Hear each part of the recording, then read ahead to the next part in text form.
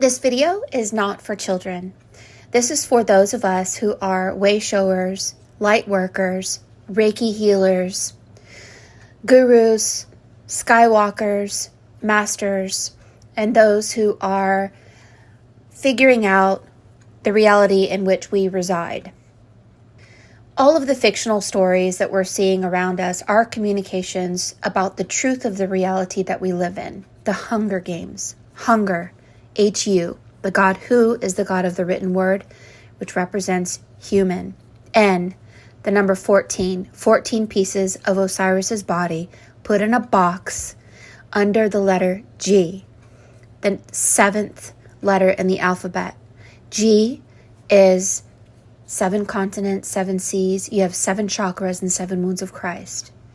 E is the number 5. 5 rings of power. R is 18. 5 rings taking out of your 666.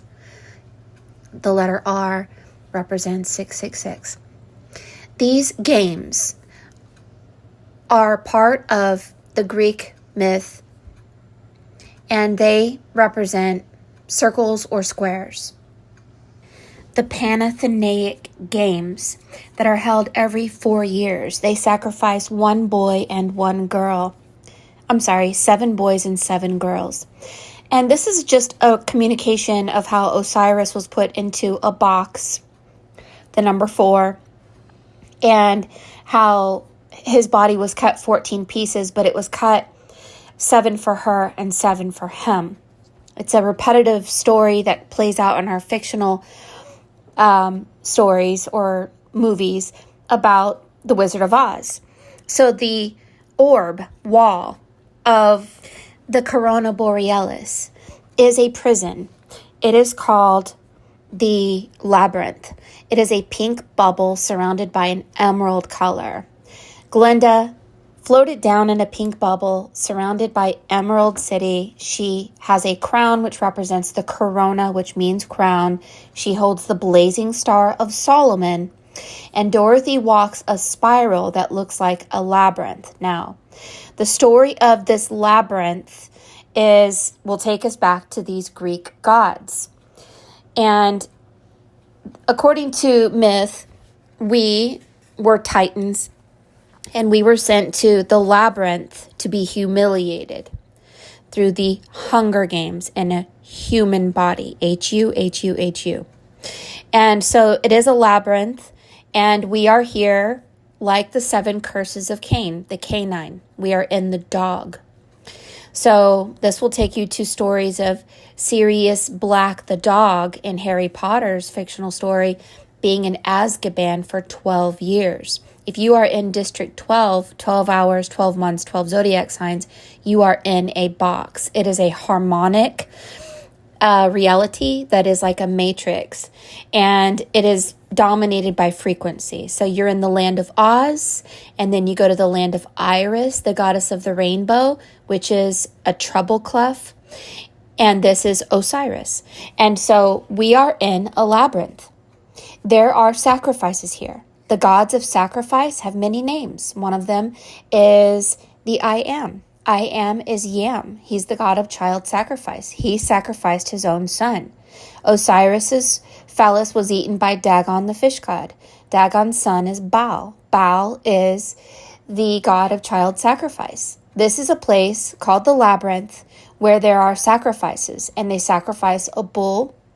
And what they sacrifice is your animal, which is a piece of you that looks like a circle that is cut from you, because it is a piece that is invisible and is immortal. So it represents electrons. Electrons live forever.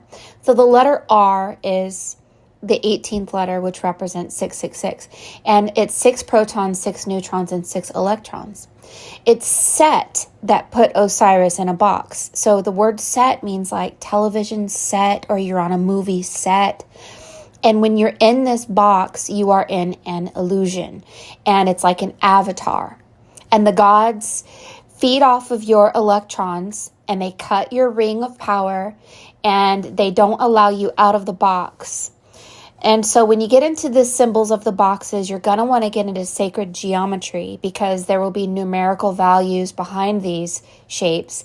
And there is information within these shapes that are connected to your biofield and how you were cut, not only from your twin, which is the number 14, 7, and 7, but you were cut from your animal. So it's you, your twin, and your animal. And this will take you to Solomon. Solomon looks like his name is Sol, Sun, and Oman spells moon, which represents 2 rings of power. But when you look closer, his name actually means 3 rings, which is 3 rings of power, which is very powerful. But the story of Solomon was that a demon stole Solomon's ring. And so if a demon stole our ring of power and uses it for eternal life, then it's the story of Santa Claus. You're Rudolph the red-nosed reindeer, the color red, the red apple, the sacrificed one. They use your animal, which is electrons, to pull their chariot. Obviously, Santa Claus doesn't have the power to pull his own chariot. They need our animal to pull their chariot, to lift up their world and reality. So you are in the Hunger Games, you are in a labyrinth, and the way to get out is in Zabel's art. If you are into symbology, if you are an alchemist, you're going to want to look at these symbols very closely, and you may know some things that I don't. What we're going to do is we're going to begin at the bottom of the page. There is someone with a helmet. This is Hel, who is tethered to a pole, polarized. There are different timelines affecting this individual. Their face makes the face of a moon child. The god of the moon was named Sin. This is a human who is born in sin. Jesus is walking up Jacob's ladder, and there is a dog. And the dog with his tongue out is a story that I didn't know anything about until now, where Zeus's wife, Hera, had these beings who work for her, where they cut their tongues out. So this dog is pulling out his tongue with a cross and a unicorn on it, meaning something was cut from us. Our voice. It's kind of like the story of Ariel. Your voice is cut from you. Your memory is cut from you. And this movie is called Chaos. And in this show on Netflix, Chaos, there's these people work for the gods and they cut their tongues out. So you have a dog with his tongue being cut with a unicorn and the symbol of an X. And you have to watch that show on Netflix. The symbol of the X is very important.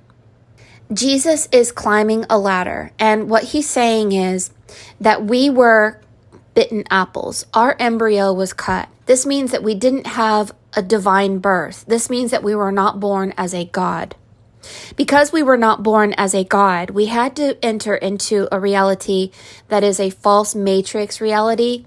Not necessarily that it's completely a matrix and an illusion or a game, but that it is dominated by people who know and we don't know, and they watch us like on a television set.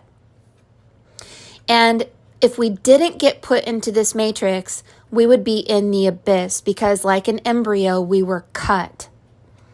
So this Jesus, there's a foot on the ladder that he's showing here, and this means that he cut one of his rings of power for you.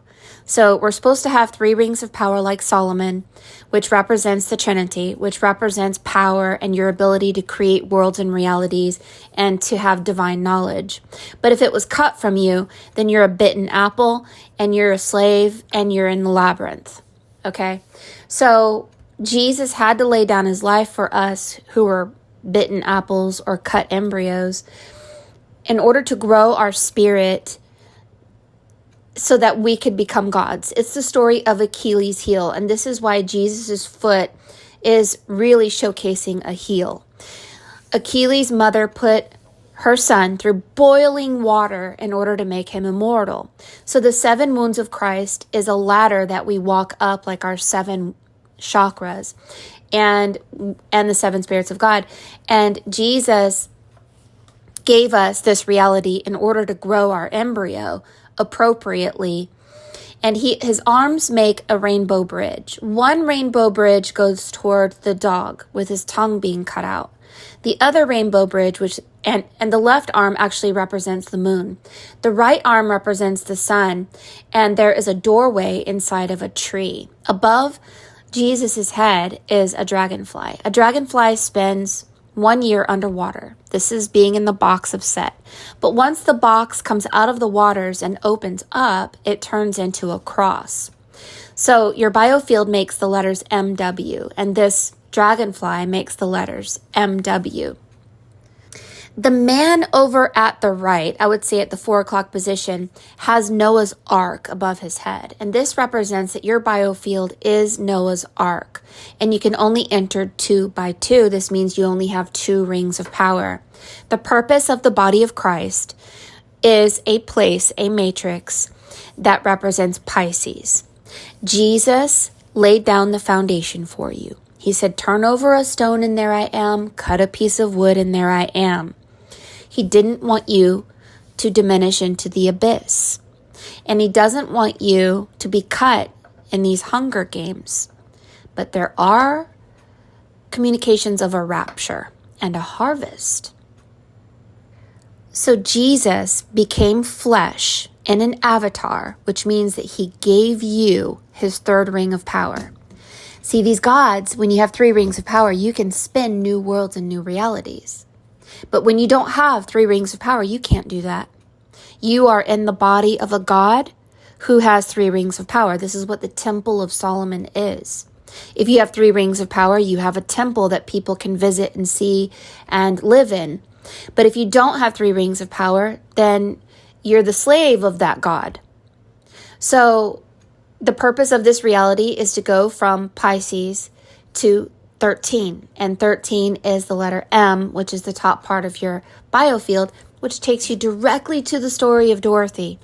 If you're in the letter W, you're in the water. You're in the Wicked Witch of the West. You're in the World Wide Web. You're in the Matrix. If you make it to Emerald City or Anti-M, that's the 13th letter in the alphabet. And this takes you to a master that walks on water and a strengthening of your soul, a strengthening of your embryo so you can handle the truth and you get out of darkness and ignorance and you go into the light and suddenly you are not sacrificed anymore to the gods, because when you become illuminated with electrons, something happens to your DNA and then the dark ones can no longer see you or detain you. There's secrets to this. Now, Zabel is at 1 o'clock. This represents the energy of the sun. She's holding a heart that has been harvested off of a tree. The heart makes the number 13. This means that she is showering rain on people. And this rain is quenching a thirst. Thirsty and hungry. Hunger Games. The elephant is in the center circle. This represents the god El. The number 13 spelled upside down is El. This is electrons. This is the one and infinite god Aleph, elephant. Aleph represents 11. El is the male, electricity, and Eve is the wife. And they come together 7 and 7 because the letter N is the 14th letter in the alphabet. This elephant represents 11, and 11 is the 11th house of Aquarius. You've gotten out of the body of Christ. You're out of the matrix. But he did lay down his life for you. And you're not supposed to worship him. You're supposed to become as powerful as him.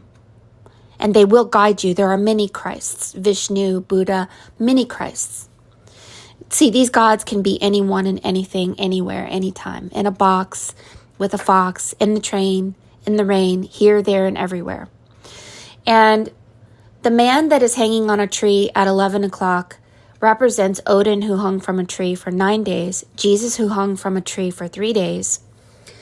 And this is a symbol of a shamanic act of hanging from a tree in order to make something called the Great Crossing. If you feel like you don't have your 3 rings of power, there are secrets to getting your third ring back. And one of them is making a swing and hanging from a tree. So when you read the Sorcerer's Crossing, yes, they make her hang from a tree in order to cross into a divine realm or reality that we can call Mary Magdalene. Magdalene means tower. It's a reality that is powerful, and Mary Magdalene has 13 letters in her name. Jesus Christ has 11 letters. So you follow Pisces 12 to 13, and then you get to the 11th house, which is El. El Shaddai, Elohim, electricity, the elements, because when the box opens, it turns into a cross, which represents the 4 elements: earth, water, fire, and air. But the man at 11 o'clock is holding an earth like Atlas. You might like to know that Atlas spelled backwards is salt. And you might like to know that Atlas or salt is the 11th element. And so being purified through salt is part of this. Maybe, Zabel, you aren't putting water or food in the Hunger Games on people. Maybe you're putting salt, and you're purifying those who are in hell. The helmet. Now, the helmet is Saturn, and Saturn is, the bottom part of Saturn is hell. The top part of Saturn is the flip side, heaven. HH. Now, your second piece represents Narnia and Ragnarok and the battle of the gods. So on the left side of your piece, we're going to start at the bottom, is a scarecrow. This is an avatar, someone whose consciousness is in a false body. That's you, that's me. And there's a DNA being set on fire and a box being set on fire. The I am is Yam, and that's the box, the god of sacrifice, and it's being set on fire. Ah ha ha. And the DNA is being upgraded, and the dog has turned into the cat, and your hair, your power has been lifted through the smoke or the air of the dragon, Puff the magic dragon. And so this means that the baptism of water and the baptism of fire is a male and female divine marriage. You have found your twin. That means you have found the letter N. This is the first letter of Narnia. N is the number 14, which means that you have found your twin. And the letter A is R. R is 1, and the letter R is 18, which is 19, and 19 is 9 plus 1 is 10. It is perfected man. But also the god of the sun is R from Armenia, that where they found the Ark, A-R, on Mount Ararat. And so Armenia, the god R, is Narnia. Aha. And so what your piece is saying is, notice that your piece is R-A-I on the left, instead of R-A-G in A-R, Ragnar. But if you look at the girl with the elephant, her face makes the letter G with an elephant. So somehow the letter G, which is the number 7, which is the labyrinth, 7 continents, 7 seas, 7 days in a week, 7 colors to the rainbow, 7 wounds of Christ, 7 spirits of God, 7 metals, 7 musical notes, 7 heavens, was taken out of Ragnarok. Aha. See, this is good. And then it says R-A-I. AI, artificial intelligence. So G doesn't represent sacred geometry, like I thought. G doesn't represent God. G represents games, the Hunger Games of Ra. Ra is the false god. Ra is the inversion of R. And so there's some sort of strange communication about how we went from the house of Re, R-A-I, to the house of Nar. So we're not in Ragnarok. We have literally taken the G out and put the I of God in between. And so the house on the right has 3 rings of power, and it represents Narnia. The one on the left represents the flame and the pillar of God and the phallus of Osiris being found. Aha! That means all 14 pieces, people. And so this means the husband and wife, fire and water, have become betrothed divinely. Spirit has manifested within the flesh. And then the child. What does water and fire make? Steam. Steam walks on water. Steam is the Christ. Steam is the master that walks on water. Oxygen and steam float on water, right? Steam is Horus, Osiris, Isis, and Horus. Steam is the Messiah. And so this is 3 rings of power. This is very good. So I feel like we shift things when we do your readings. I feel like we shift reality. I wonder if the gods, especially the Greek gods, Zeus, and these jerk gods, are mad at me because literally we're taking away the Hunger Games. We're taking away Ragnarok, and we're turning it into Ragnar instead of Ragnar, and we're turning it into Narnia. And this is a place of fantasy and joy and having the heart of a child, Neverland, where you never die. And if you shorten the word Narnia, Narni is Iran, spelled backwards. Artificial intelligence in Iran, Narnia. Isn't that funny? Whomever you have in your life that was trapped in hell under a helmet, whatever you had in the first piece that was in the labyrinth, there are these people who worship the gods and follow the gods, and they sacrifice for the gods.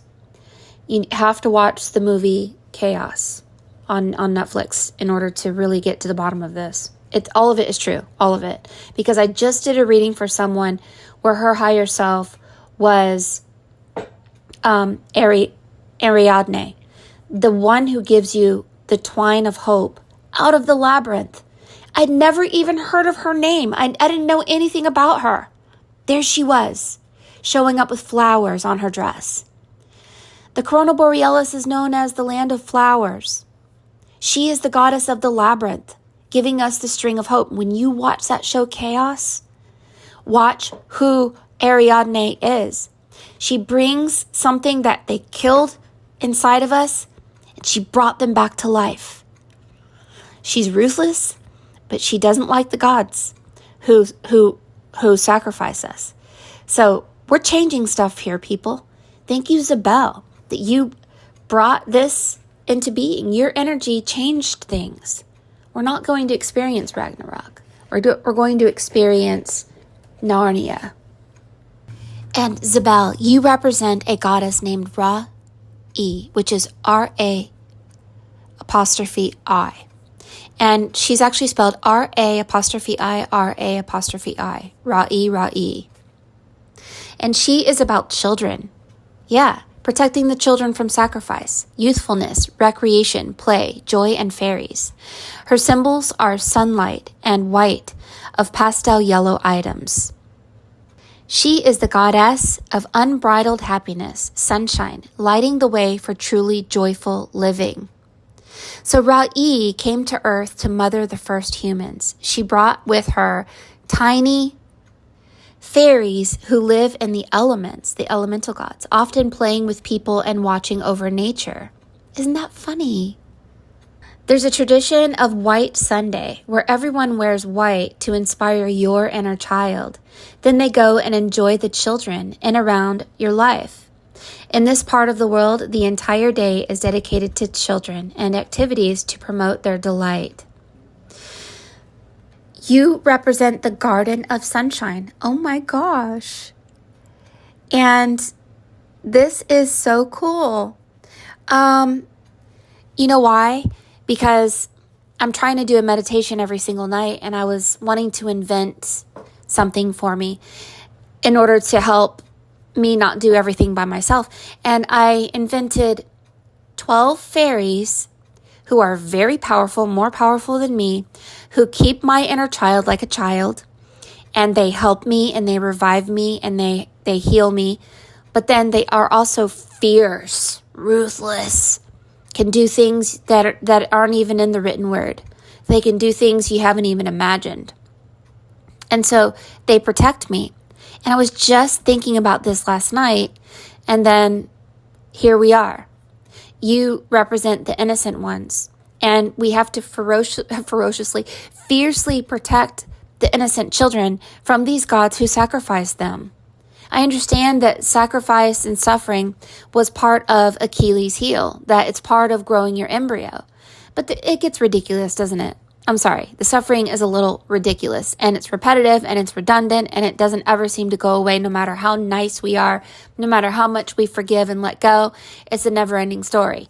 right? It's a hamster wheel of pain in a box. And so here comes a pocket full of sunshine, and this is Zabel. So when you read about Ra'i, you're going to want to read this book called The Lost Civilization of Lemuria. In Hawaiian myth itself, the firstborn of Ra'i, a sun goddess, was Mu-Ri, R-E, an ancestor of the island's earliest inhabitants. According to James Churchward, Ra-Mu was the king, the high priest of the motherland. Mu, Ra meaning sun, and Mu meaning land, goes on to explain that many generations before, the people had selected a king and added the prefix Ra to its name. He then became the heretical head. Aha, heretical. Your hair is tickled. Head and emperor under the name Ra-Mu. Oh, isn't that funny? The empire received the name Empire of the Sun. Oh, great. It's not Empire Strikes Back.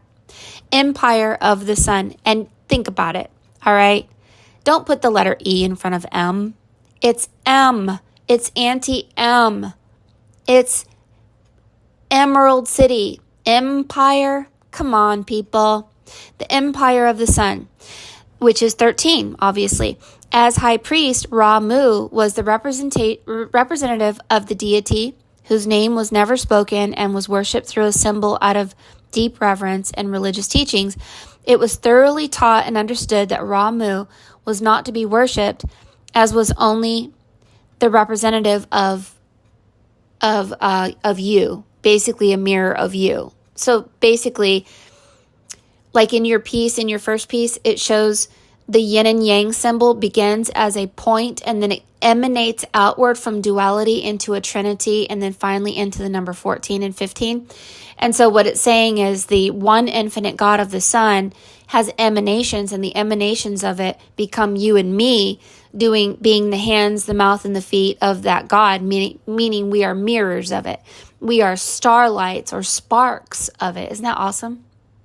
And that's what we're seeing in your piece. There's an angel in the center of the three rings, and she's beaming out light. She is an emanation of the one infinite God, and that is Aleph, the elephant. Now we know what the elephant's name is. But it's not A-L-E-P-H like the Jews call it. It's Elf, E-L-F. It's the Elven Queens. It's 11. It's the Elf land. Extreme low frequency, you can call it. You can call it electrons, electricity, the elements, 11, or Elven, Elf. You're not going to find much about Ra-E, but they are connected to water nymphs and mermaids. I don't know if you know this, but the dragonfly that you have in your piece, they are called water nymphs before they come out of the waters. And you're very much connected to the dragonfly. Why? Because the name AR is the number 10, right? And the dragonfly has 4 wings, right? The number 4 is the most perfect number. You are the one who needs your number 4, 14, right? Well, 1 plus 2 plus 3 plus 4 equals 10. Aha! So now you have AR, which is 10, and then you have the letter N, which is 14, and this is a divine number of a place. It is a place, apparently near Hawaii. And this place is called the Lost Civilization of Lemuria, the Hawaiian motherland. What? Children of the Rainbow. You have the name Rain in there. Hello? Children of the Rainbow. Not Ragnar. That's what they did to us. They took out the letter I and they put in the letter G to put the Hunger Games in there. What is the letter I? It's the I of God. Ra, the sun, or R, the sun, right? They took out the I and put the letter G in there. G is the jerk. G is the games. G is the number 7. G is the 7 wounds of Christ. G is the 7 curses of Cain. It's a curse. They cursed us. They took out the letter I, and they put the letter G in there, and they did some stuff. Well, guess what we did? Aha! We put the letter I back in there. We took out the letter G, and we brought our rainbow children back home, Raynar. We've figured it out, and we're fixing things. As above, so below, as below, so above. We're taking what is evil and turning it into good. Did we mess up the Hunger Games? Did we mess up these gods, the games of the gods? We sure did. There's another book I want you to look into called The Hawaiian Perspectives on the Matrix of the Soul by Wesselman Hank. Okay, so these are truths that are all over the place. And there's another book called Battle with Demons. And this goes back to Solomon's ring of power being stolen by a demon, right? And so it looks as if we can open a portal called the Looking Glass and change things. And so if that's the case, then hip hip hooray. And hip hip hooray for rain and Raynar and Nanaria, and that Ragnar is gone. Yay! There's another book called The Seven Tree Farms. It's like so many people know about this. And you're very connected to elves. Tiny winged creatures, feminine in shape, who lived above the ground and the blossoming branches. I'll tell you what it is. Dragonflies. Yeah, it is. Here's a meditation for you. It's a song that I wrote just for you to instigate and activate your inner child and the goddess within you, who has the ability through your 3 rings of power to create new worlds and new realities, and to take what is evil and turn it into good. Become an oracle, become a healer, step into your power, and be aware that there are principalities and powers who want you to suffer, but you're not going to, not anymore. My name is Mary Moses. If you would like a reading, go to forestfairy.com, and here is the meditation. Come and be a child with me. Let's go play. Sunny day. Play all day. Balloons and bubbles. Let's be free. With your hair and fly. You and me. You and I. Now.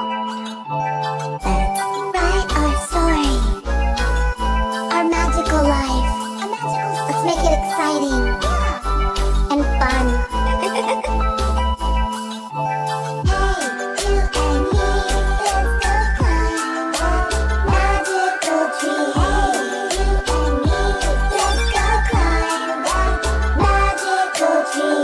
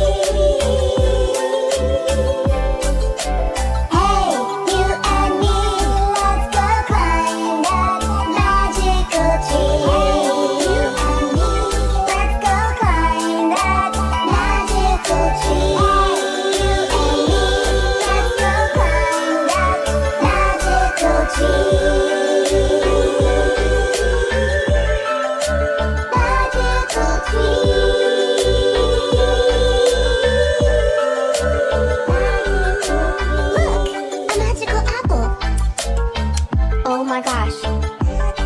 It makes us fly. Just out of the tree. That's okay, I can fly. Oh yeah.